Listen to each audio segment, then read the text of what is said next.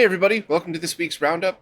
I just listed a bunch of stuff on my eBay store, a couple of magnetically shielded speakers, some hard drives and stuff, so I just wanted to give everybody a heads up in case you're interested. And also, if you run a web store where you sell products, please hang out at the end because I have a few tips that might or might not help, and if you don't, I don't know, you're probably going to be bored to death, so just skip that part. But anyway, let's jump in and see what we got this week. First up, pre-orders are now open for a vinyl version of the Mega Man Battle Network 2 soundtrack. That's the Game Boy Advance game. And they're available from retailers all over the world for about $30, with the scheduled release being Q3 of this year. So probably late summer, fall, something like that. And this is actually the second release in the series, with the other soundtrack being released previously this year. Or last year. The soundtrack for the first game is still available for pre-order at some of those places, so if you wanted both of them, definitely check it out. But links to absolutely everything you need, including the different color options and everything else, are available right here in Crystal's post. Pre-orders will be reopening in a couple of weeks for an SNES to Neo Geo controller adapter. This is a passive adapter that will plug into any original Neo Geo console or any Supergun that has a similar pinout, so most would work with buttons 1 through 4, and 5 and 6 are mapped to the shoulder buttons. Depending on the button layout of your Supergun, that might work out or not. Anybody that's used Superguns before already knows what I'm talking about, so I don't want to bore anybody to death. Anybody who doesn't use Superguns, anything that you use to connect an arcade board to monitors and controllers is always going to be a little bit complicated, so just expect weird stuff like that. However, this adapter is designed by Todd from RetroFrog and has about 1 millisecond of latency or less. Millisecond, not frame, making this essentially a zero lag controller adapter. And the only issue might be light gun games, but there are no light gun games on the Neo Geo, so it's just considered a zero lag adapter. Plug any Super Nintendo controller in, including 8BitDo wireless controllers were tested on this as well. I would not expect any peripherals to work, like the mouse or something like that, but it's not what this is designed for. This is just designed for getting your SNES controllers on Neo Geos or Superguns. Pre-orders were open and they completely closed, but like I said when I first started this, I still wanted to talk about this and prep everybody for it, because in a few weeks, more pre-orders will be open. So next time I'll give a little less of an explanation, because hopefully I'll be prepping everybody in this one, but I'll keep everybody posted as soon as the next pre-orders open up. And if you want a basic video on it, just check out the video that Todd did that I embedded in this post. This week's Roundup is once again sponsored by JLCPCB, and last week we placed an order for what I hope is the final version of the SCART cleaner. So this week I want to show exactly what's happening in the factory after you place an order. So while I've never been to an assembly facility as state-of-the-art and massive as JLC PCBs, I have been to these places and I could kind of show you what's going on. First, here's their component preparation section. So whenever you do your assembly order and you ask for components, this is where they pull them from.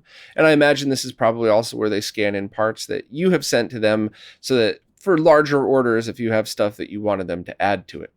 Now, here is the solder paste application, where they take the stencils, which I showed how those work a couple times in this podcast, but they run the solder paste through the stencils so that it goes only on the components that you need to solder stuff to. So imagine a perfectly green motherboard where the solder paste are only on the pads that components go to.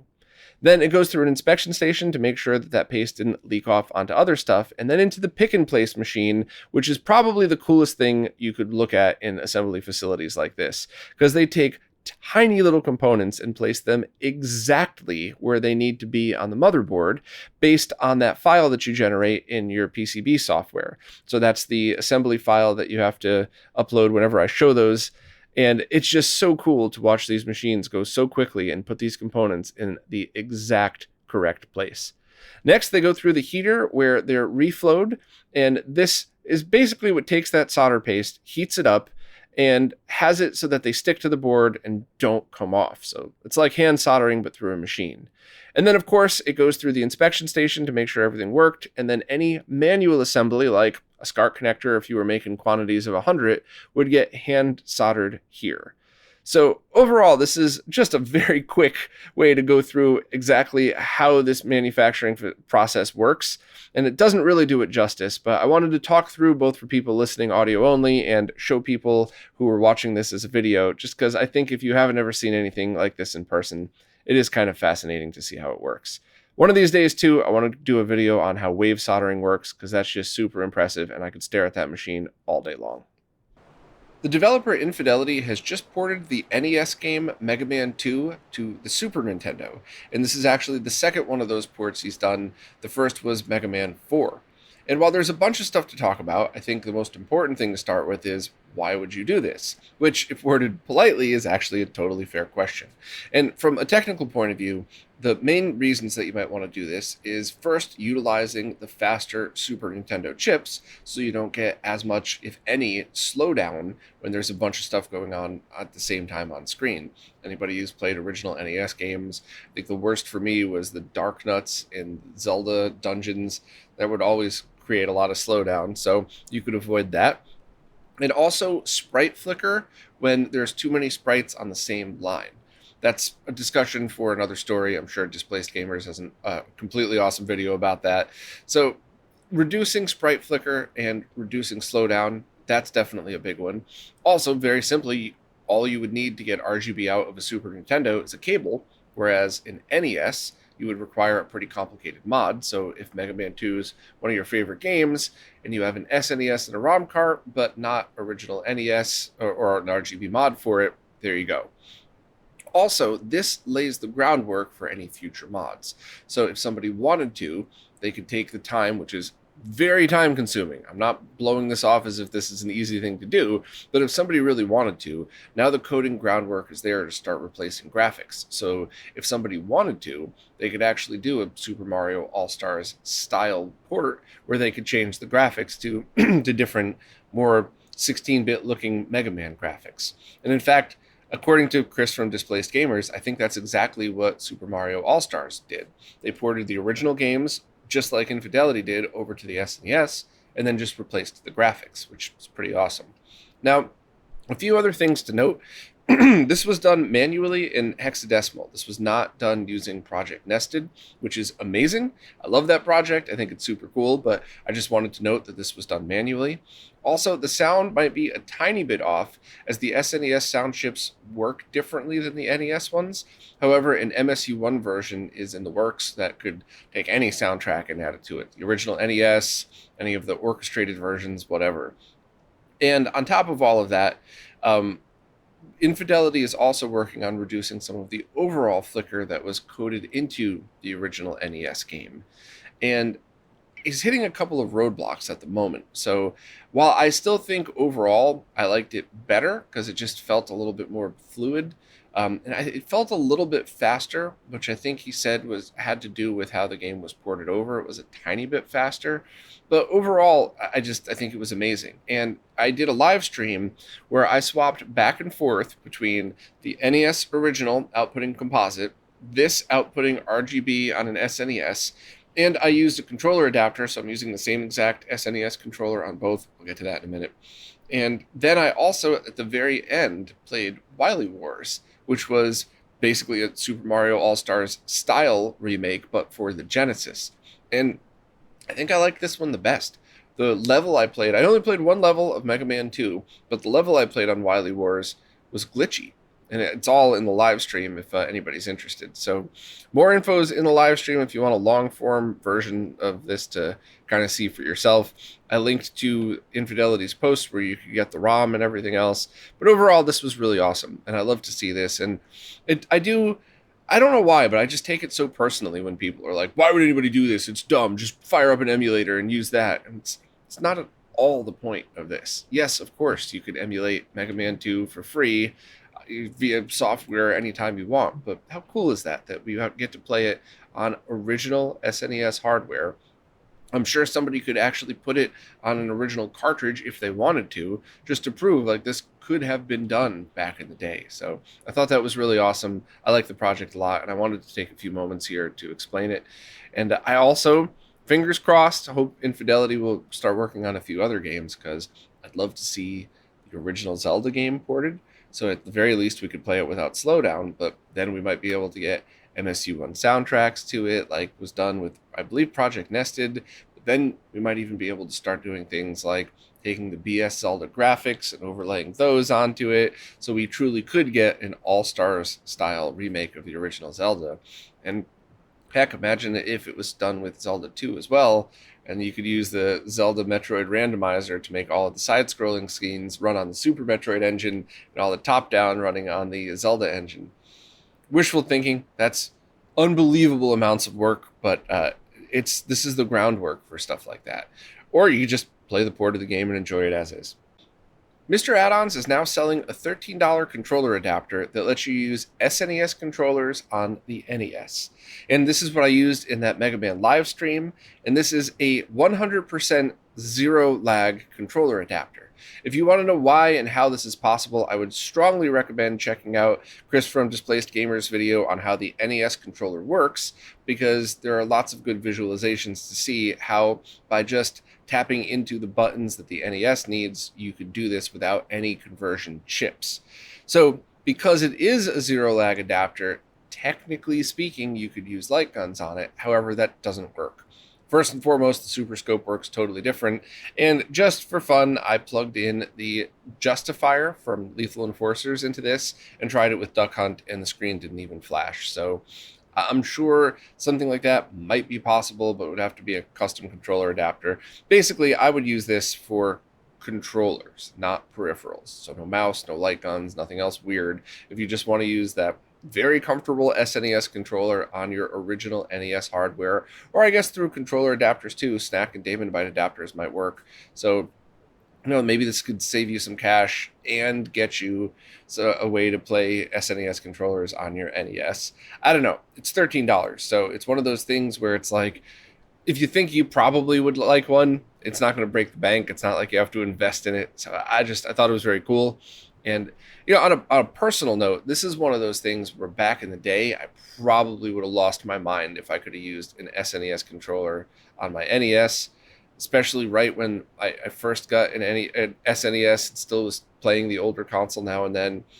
For me personally, I loved it for doing the things like the side-by-side comparison I was doing in that live stream, but this is where nostalgia kicks in for me, which is dumb. I know it's, you should go with whatever's the most comfortable, whatever's the best working, but when I play NES games, I do like to play it on an NES controller. That's just my stupid opinion. You play it however you would like to play it. But so while I'm glad I got to try the adapter, for me personally, I want that nostalgia of playing that NES controller, but maybe my opinion's going to change. Maybe since I have this in my box of NES stuff, I'm just going to continuously go to my SNES controller whenever I play. But that's telling you that my stupid opinion was also kind of another way to reinforce that it's $13. So if you're on the fence like me, we spend a lot of money in retro gaming. So, the price of one New York City Starbucks coffee, maybe you should pick this up. Developer Rich Whitehouse has just released a new version of the big PMU'd Atari Jaguar emulator, and this one adds CD plus graphics support for some of the CD games, as well as a few quality of life improvements and a bunch of bug fixes. So if you already have the emulator installed, select Information and hit Check for Updates, and if you don't have it installed, you should definitely try it because it's completely free and it plays the entire Jaguar library. Cartridges, CDs, now CD plus G, so it's absolutely awesome and definitely worth trying out.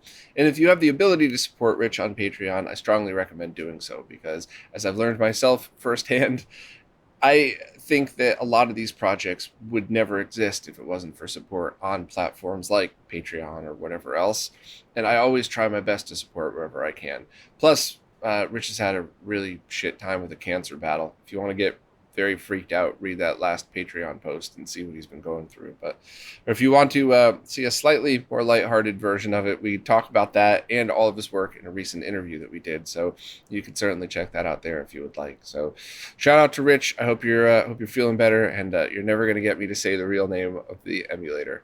Besides, Big PMU sounds funny. 8-Bit Do has just released a firmware update for a few models of their wireless controllers that allows support on Apple TV, iPhone, and iPad devices. Lon Seidman put out a video demoing all of this, showing you how it works. Definitely watch that video. Just a few things to add. Some Lon talks about, some is just me being me, but all of these controllers have to be put into de-input mode after flashing the new firmware, which means the latency is going to be around 20 milliseconds, which when it comes to wireless controllers, that's not the end of the world. However, you could pick up an Xbox Elite or PS5 DualSense controller that have half of that latency. So I'm saying this because if you already own this controller, just do it. It's free. It's a free update. You can try it out and see. If you're on the fence, oh, I have an Apple TV and I want to start playing games from Apple Arcade, start thinking, what controller do you want? Do you not care? Do you just want a good working controller? Maybe grab one of those other ones. Whereas if you're like, no, I want to grab the SNES style one because that's my favorite controller, like me, and that's kind of the experience I want with one of these, then sure, then 20 milliseconds when it comes to wireless isn't the end of the world. And it also very much depends on the type of game you're playing. I think most modern developers take controller latency in mind when they write these things, but I just always want to put that out there. A couple other things to mention: rumble and motion control are currently not supported at all, with no word on if they will be. You can connect up to 4 controllers at a time per device, which is pretty cool.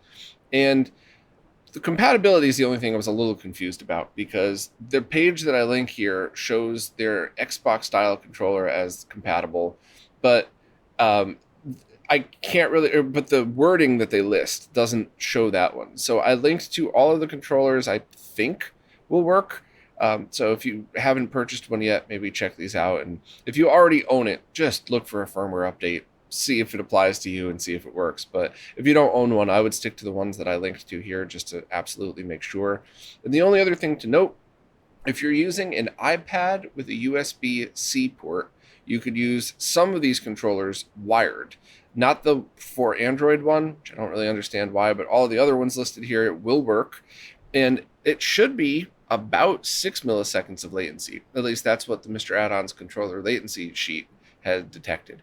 Of course, the operating system and the target device have a lot to do with it as well. So when I'm saying these numbers like 20 milliseconds, 6 milliseconds, that's on the controller. I don't think anybody's actually gone through and tested what it's like on Apple devices yet. So I just always want to keep latency in mind, because none of these controller manufacturers ever talk about it, which drives me crazy.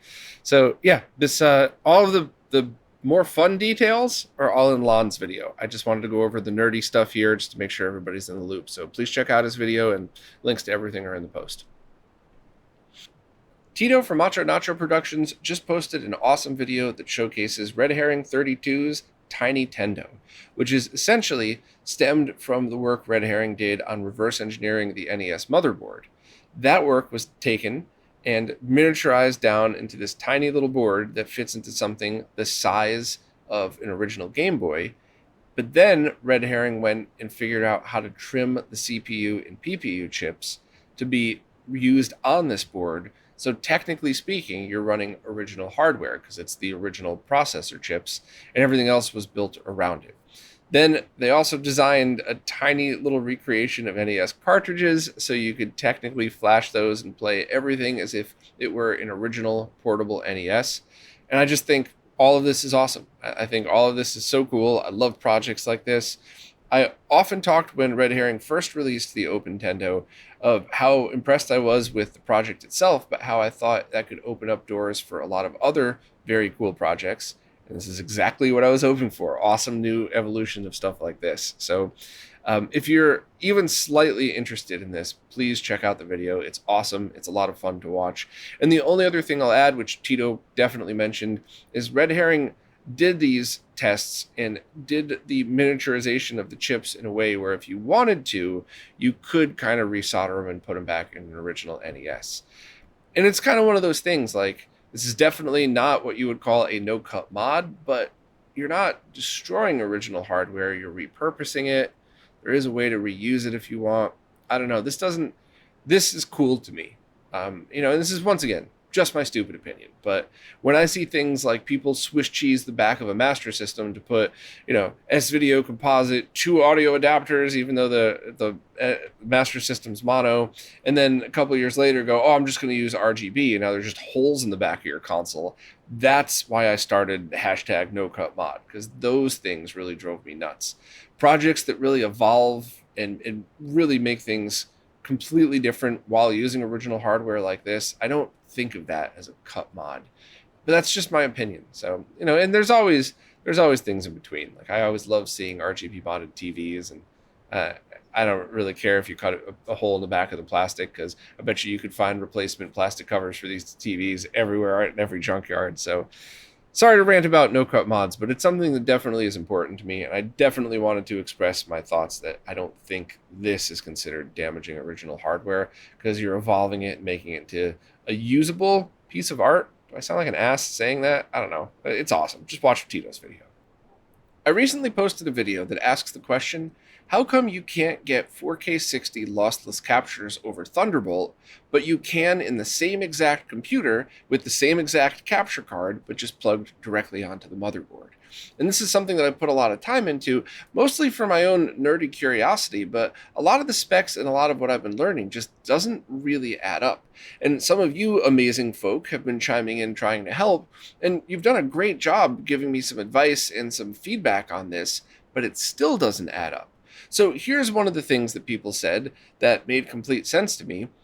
Thunderbolt 3 can only handle up to 4 PCI lanes on a single device. And in fact, Thunderbolt 4 can only handle 1 PCI lane per device, because Thunderbolt 4 is more designed for things like hubs where you plug tons of stuff into it, not one very fast thing into it. So that would make sense if it was a PCI Express by 16 capture card, but the Live Gamer 4K is a PCI Express 4 capture card, or PCI Express by 4. So it should be 4 lanes. So that shouldn't be a factor. And I had a few people mention things like maybe it's latency. Funny that lag always comes back to bite me, but maybe the Thunderbolt controller can't keep up with writing the data that fast, because that is a very fast speed of capture that requires a ton of data coming through. So that made sense, except I've had a few different people reach out and say that they've done testing with SSDs where they were getting faster transfer speeds over Thunderbolt than is required for 4K 60 lossless capture. So I'm not sure if any of that is really true. I'm not an expert at this stuff, but that's why I wanted to ask the question, because every time somebody provides another video or another source of information or some more specs, I learn a lot more, but it still doesn't make sense. And I think the number one telling factor that I'm not testing wrong is that AverMedia caps their Live Gamer Bolt at 4K 50 when using RGB color space. If you're using 422, any kind of compression, 4K 60 works totally fine. But with uncompressed color, you can't get more than 4K 50. Which kind of lines up, because when I averaged out my test results, I was at about 4K 53. So it makes sense that they would just cap it at a round number. And same thing with Blackmagic Design and their external Thunderbolt capture box that I've been testing. So it's one of these things where no one's really talking about why. And the answer could be as simple as, hey, Bob, you moron, you forgot about this spec on this page of the website. It's been published there forever. But if it was that easy, how come so many incredibly smart people who have jumped in to help didn't see it either? So if you feel like jumping in and trying to help solve this, cool, please watch the video. The only things to note about the video, number one, I tested multiple Thunderbolt cables. I tested the ones that came with both of the enclosures I got, and I even bought another name brand, full speed rated 3-foot cable just to make sure that wasn't it. It's very stupid of me to not include that info in the video, because as anybody that watches and listens to this channel knows, cables can always be a source of trouble, but I definitely tried more. Also, for the internal Thunderbolt card, the one that was slotted, some people had suggested trying it in the top PCI slot. I did, and it just didn't work. And yes, I know when you swap things around, you need to change settings in the motherboard's BIOS. I did all that, and it just would only work in one slot, which was strange because I didn't think that was going to be a problem. But that's a moot point anyway, because the totally different motherboard with onboard Thunderbolt did the same thing. Now, the one thing that was interesting to me is a few people suggested, hey, you only used Z590 chipset motherboards, even though I used two. Maybe it's the way those motherboards, two different manufacturers, by the way, but maybe it's how those manufacturers integrate their Thunderbolt into it. Maybe it is the same as slotting it and they're not using the full speed. So try a 790 chipset motherboard or a different brand. I don't have the budget for that at all, which is why I'm asking for all of your help. So basically, check out the video. Let me know. I think I provided info to everything that you could need to do it. Everything, all of the software should be free, but you'd have to buy a capture card that could do it, and you'd have to feed it a 4K source. The only other thing that would be neat to know is what different codecs could handle it. UT Video worked perfect, and obviously I proved that it worked fine internally, so there's no reason the codec wouldn't work externally. But I would love to know, has anybody else used different codecs to do this exact thing? Is there better ones to use? I just used what worked, to be honest with you. And so that's just something I definitely wanted to double check. But yeah, I'd love to reach out and ask for more help. If it turns out I'm just a moron and I got something wrong, I'll either just leave the video unlisted and do a follow-up, quick social media post. I could dig deeper, but I'm at the end of my budget for this and definitely the end of my knowledge, which, you know, I don't want to sound pompous, but I've been doing computer stuff professionally like my entire life. So when I say I have exhausted my resources on this, don't think I spent an hour on it and walked away. I absolutely worked my butt off for no reason. Most of the time, people don't even care about this. All of your Thunderbolt docks will work perfectly. Your Thunderbolt capture cards work great all the way up to 4K 30 with uncompressed colors, or even 4K 60 with slightly compressed colors. This is not a big deal for most people, but it is important for me because I want to continue to try to get different ways to utilize older capture cards and equipment externally for things like laptops or newer motherboards that don't have as many PCI slots. And this is just something I kind of wanted to go through and see if I could try and see how that would work. But I guess we're going to be stuck at the mercy of all of this. The only other thing I'll add is I kept reversing gigabyte and gigabit when I was talking. And anybody that makes videos knows it's a lot of work to reshoot, re-edit, re-render, re-upload, re-watch. So I left it in both out of laziness and also because sometimes I'm just a child that thinks it's funny when trolls lose their mind because I said the wrong word. I know I should be a better person, but it makes me giggle, so sorry. Nicole Express just posted another blog entry talking about getting RGB from the SG1000. Now, if you've been following Nicole's blog, she loves to go through and do technical write-ups on everything ranging from consoles that we all know to very weird and obscure pachinko machines and stuff like that. I'm a big fan of that blog. Lots of cool technical info in there, lots of fun stuff to read. But this time, the blog entry was about something that maybe more people might be interested in than hacking a pachinko machine and getting RGB from Sega's SG1000 II console. The SG1000 was Sega's first console, and that evolved into the Master System. However, this original one only outputted RF. So Nicole kind of went through and talked about the differences between other similar consoles and talked about the color palettes and color differences between them. Not the palettes, it's all the same palette. And it was just another awesome entry into super nerdy RGB stuff. The only thing I'll add is while everything in Nicole's post was spot on, Tianfeng is actually working on a plug-and-play RGB adapter for the SG1000 consoles. So you could just kind of plug it right in the back and you're able to use any standard RGB cable on it. So more info on that whenever it's available to be released. But if you want kind of like a primer on that and some really cool information on how this stuff works, please check out Nicole's post. And just a quick side note, while you can support Nicole on Patreon, all of her blog entries are completely free and public. So this is one of those where it's like, if you have the ability to support and you're a fan, please do. But if you can't, or if you're a casual reader, there's nothing locked behind a paywall, which is something that I appreciate because that's kind of my take on all this stuff as well. Now it's time for this week's Mr. Updates, care of Lou from Lou's Retro Source. As usual, I'm going to skim through these, but if you hear anything that piques your interest, please go back and get all the details from Lou's video, or if you prefer to read your Mr. News, you can scroll through Lou's post here. But let's just jump right in. There are talks of a 3DO core being worked on, and It's something that might be worked on across multiple platforms. I know other people have definitely jumped in to try to reverse engineer parts of the 3DO.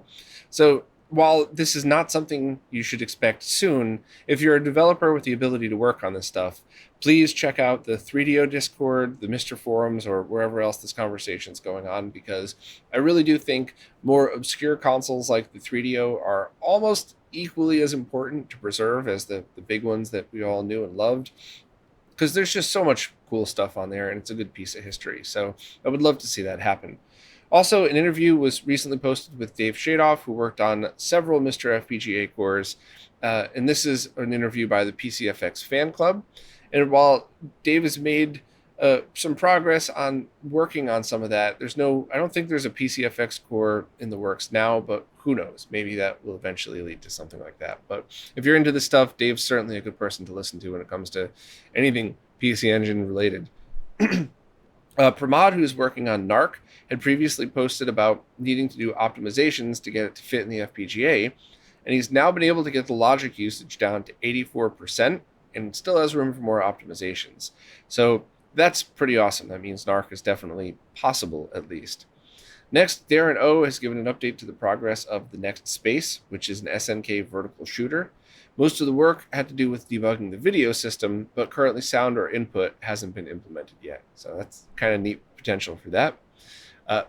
Mystex has an update. Hans Beyer has made progress in adapting Mister for use with other FPGA boards.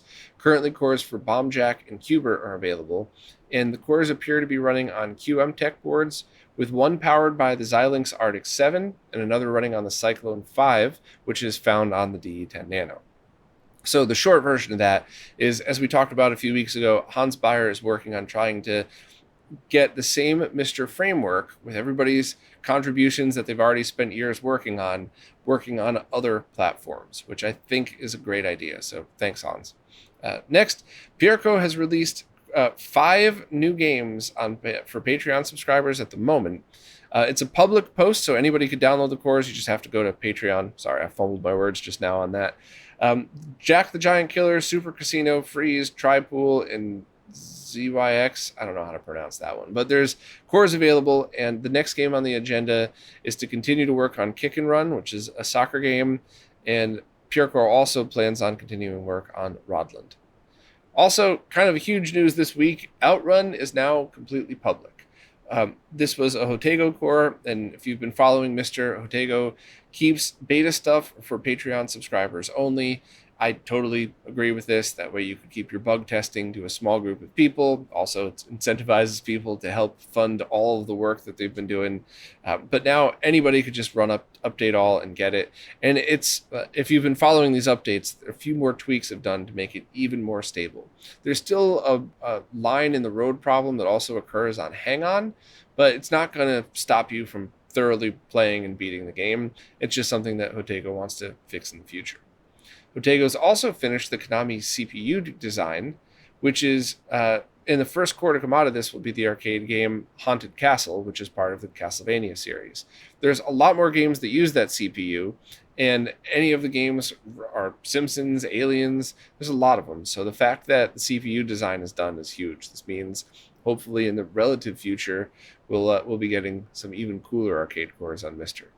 Also, the first CPS3 custom chip has been traced. You can see an image on it if you want on Hotego's Patreon page. And while this is a step forward, it's still not a CPS3 core. So don't go bugging the team for that yet. They're making excellent progress. Anton Gale has made a bunch of updates to the Xerion core, as well as update to support the new YC video output, so S-Video and Composite.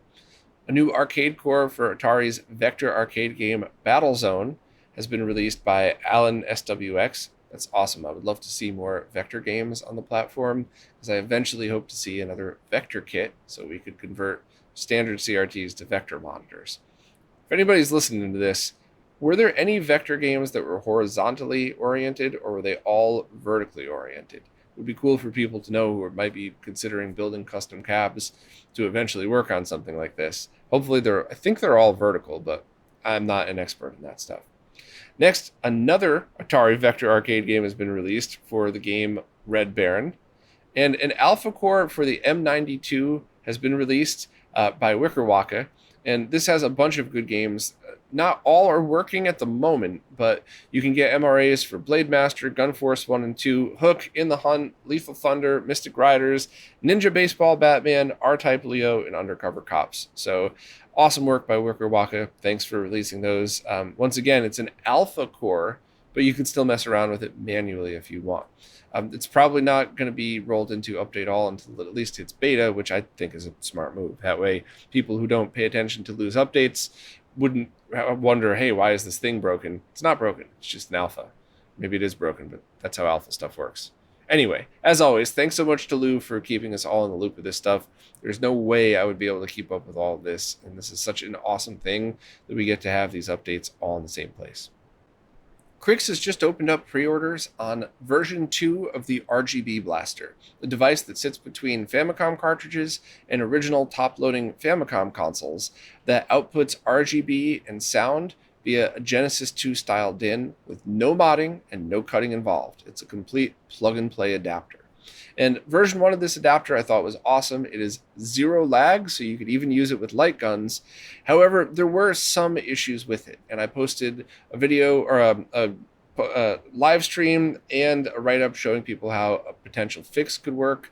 I think that fixed most people's scenarios. However, version 2 has a video amplifying chip in here, so there's no brightness issues whatsoever, and sync should be run to both of the Genesis 2 mini DIN's potential sync pins. C-Sync, obviously, but then composite video. Now, to be clear, this does not output composite video. This outputs sync over the composite video pin, which means any style Genesis 2 cable, so sync on composite, sync on C-Sync, will work with this. Any RGB SCART cable, HD Retrovisions should work with this. So this is something that I haven't tested version 2 yet. I did buy version 2, and price came to about $160, including shipping, which, let's be honest, if you're using an original Famicom and you wanted to do an RGB mod and pay somebody else to do it, it's actually going to save you some money doing it this way, and there's no modding necessary. So I think that's a very fair price for it. But as soon as it arrives, I'm going to do another follow-up live stream, double-check the voltages on everything. Crix worked with Jen Fong and I to kind of go through it and make sure that everything was in the range that it should be, because remember, with analog video, there's never one solid number. No two consoles are identical, so it's within a good range. I'll verify that, of course, just because I'm me, that's what I do. But if you have a Famicom that's not modded and you want to be using it RGB, this might be your go-to. It will also, I believe, work with Sharp Twin Famicoms. You just have to remove the lever that goes through. Or you might be able to have a different 3D printed case with this. Either way, that's a no-cut mod. I believe you could just unbolt that, so it would work with it. And I know there's a few people working on cases for this, so has anybody thought about that as well? Is there a way to kind of make this work with the Twin Famicom with a case replacement? I'd love to hear your feedback on that. All you 3D printers out there, please let me know what you think. But I mean, obviously, I want to verify it, but if all of the changes were implemented correctly, which probably was, then this is going to be a go-to for quite a lot of people. So definitely check it out if you're interested, and as soon as mine arrives, I'll do a quick review of it. Fixel has just opened pre-orders on an FM Towns Marty optical drive emulator. The price is $188, and they're due to ship in June of this year. And this ODE is kind of special because this emulates both the CD-ROM drive and the floppy drive. And if I'm getting this right, which I might not be because I've never even seen one of these in person, but I believe the floppy disk is what boots the game as well as saves the game. So if you have a dead CD-ROM drive and a dead floppy drive, you can't use any of the existing ODE solutions out there, whereas this one should tie it all together with one device. So if both of your drives are dead, or even just one, maybe it's a good idea to unplug those, put this in its place, and that way you could kind of preserve the original. Or you could do like many of us do, and if you even have working original stuff, you still use an ODE to preserve original hardware, and you get all the benefits, loading times, everything's accessed faster and everything. So if you have an FM Towns Marty, I would call this an absolute must consider. definitely check out the post. Check out Ronnie's original post, which I have linked here, of course, where he talked about how all of this stuff works and its relevance. So, definitely check this out if you're interested. Seriously consider it. And I believe he's calling it the DMC88. So FM Towns Marty fans, now you actually have some pretty decent options that you'll actually be able to purchase. To anybody who runs a web store of any kind, do not put multiple items under the same URL unless they're directly related. Now, before I get into the details of this, I just want to politely remind everybody that I'm having this conversation with you all because I want you to be able to sell more stuff, and I want the people looking to buy that stuff to have an easier experience getting it. And one of the things that's always drove me nuts is when I try to describe to people how to buy something. It's like, okay, you got to go to this website, but then you got to hit the drop-down menu, but then you got to make sure to hit the check button after that.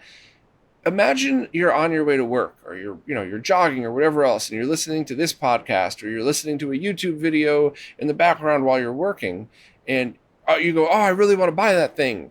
And you go to click on it, and it's, well, this isn't what they talked about. All right, well, let me check that. I don't have time for this. I'll come back later. How many sales do you think are lost for stuff like that? Because honestly, and once again, I mean this with love, the people who have extra money to spend on a lot of this stuff generally aren't people who have a ton of free time on their hands. So you want to cater to those people. And that's actually one of the main reasons behind RetroRGB.link.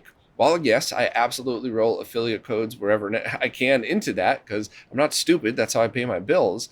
The main reason for it is so I could say things like, hey, if you want to pick up the latest HDMI to VGA converter that I've been using, just go to retrorgb.link/cheap DAC. I could say that out loud and people could just hear it. You don't have to click on a link. There's no explanation. There's nothing else. So I want to go over some examples, and what sparked this conversation was Pork's SNES to NES adapter. Now, Pork gets half a pass for this one because the tracking information in that URL will bring you directly to that. Unfortunately, there's a drop-down menu that has multiple adapters that have nothing to do with each other. So if somebody removes that tracking code at the end, you might get to a page and go, this isn't that adapter, and just not buy it at all because you're running around, you don't have time. Maybe your mobile phone doesn't have, or the mobile app on your phone doesn't work well with the drop-down menus. That actually, I might have fumbled my words just now, that happens more often than I would like to admit, where I go to a website and I try to click a drop-down menu and it's just not working on my phone. So that was that was kind of what sparked it, but you still get the tracking number on MrAddons.com to go directly to it. So my very strong opinion, based on trying to run websites that promote other websites, is that if you want to use a drop-down menu, and I'm going to use my friend Greg from Laser Bear's website because we're friends, and if I piss him off, you could just tell me, but when you have stuff like the N64 cartridge tray converter that allows you to use Japanese games on US consoles and vice versa, that's one product on one page. And hey, you just click on that drop-down menu, and now you select the color choice. So that makes sense. That's intuitive. You go to the main page, you go through, you select it, and Greg even implements tracking on that as well. So if for whatever reason I was talking about something and somebody said, oh, well, what color do you use? I could link directly to that color or link to the main page where then people could just use the drop-down. And even if you go directly to that color, you could still hit the drop-down menu and select a different one. So that's a win. Also, Greg has stuff like the GunCon 3 transmitters, IR receivers, transmitter, whatever, the GunCon 3 thingies. That one is a drop-down menu where you could select between do-it-yourself kits and main kits. And that one's kind of interesting because I think that's the right way to go about doing it. This is more of opinion. Everything I've said before is proven by years of running websites. My opinion is that's the right way to do it. I would just have the default be the full kit so that people in a rush don't go, oh, wait, I don't have time to put this do-it-yourself kit together. Oh, I must have misunderstood and walk away. At least that way people could do it. And if people are like, what the heck, I wanted to do this myself, maybe that's a little bit of a motivation to click on the drop-down menu. But that's, for stuff like that, that's kind of opinion. You can use your own judgment on that. But I see all the time, and this is a big one on AliExpress, because you say AliExpress and people roll their eyes, but there's a lot of great sellers there. A lot of garbage one too, just like eBay, but whatever. But there's a lot of AliExpress pages. Most of them, in fact, where you can't link directly to the product you're talking about. So that drives me crazy. So if you're a seller on AliExpress, definitely change that up. And unless there's some kind of seller thing on the platform that I don't know anything about. Maybe they charge you more if you have more links. I don't know. I'm speculating. But if there's no actual reason for that, by all means, please just separate everything out, because while most of the stuff that I link to does not have an affiliate link, which, you don't have to. Nobody ever has to have an affiliate link to be promoted on RetroRGB. It does make my life a hell of a lot harder. So while this is a selfish thing to say, I'm promoting your product for free, and you're making it way harder for me to try to sell your product for you to get it in the hands of people that want these things. So if nothing else, do me the favor. Separate your products so it's easier to link to, so I have a much easier time getting the stuff you're selling into the hands of the people that want it. If you fully disagree with anything I'm saying, please post in the comments, but please know what the heck you're talking about. I've been running websites since the 90s. I've been focused on RetroRGB full-time for 5 years, and the focus of RetroRGB is to promote everybody else. That's my job, is to try to help you sell more things to people that didn't even know these things existed until we kind of started promoting them to everybody. So this weird little 5-minute-ish rant is all based in love and wanting to help more. It's not criticism in a mean way.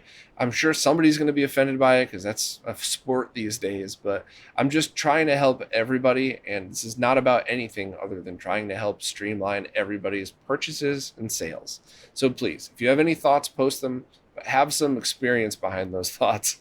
Because if you're like, that's not how websites work, and you've never run a website before, I'm probably just going to ignore you. So, by the way, I say that a lot, but there's most of the comments in these videos are either neutral, like thumbs up, thumbs down, good job, whatever, that's totally awesome, or very helpful. Trolling is at a minimum, but I just want to make sure I always regard those as well. So the least amount of that we have, the better. But I do appreciate all of everybody's feedback. So, please, I will take it all seriously, especially if it's worded politely. But let's try to make this easier for everybody else. Well, that's it for this week. This one's longer than the past few weeks, but as I always say, I like to make these as long as they need to be. I never care if they're 15 minutes or an hour, as long as I feel like I got all of the info out on everything that I needed to, then I feel like it's a good fit. As always, I want to hear your opinions about this. Respectfully, I will listen to your opinions, but that doesn't necessarily mean I'm immediately going to change what I do. But I do want to hear what you have to think about this. Do you like mixing other stuff into these weeklies so that you can just get all of your Bob nerdiness in one spot? Would you rather me separate things?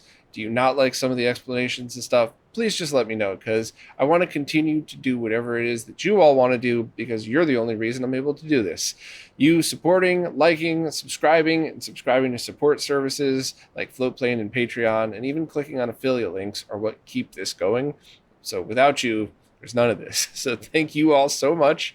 I want to keep doing it however you want me to, and I'll see you all next week.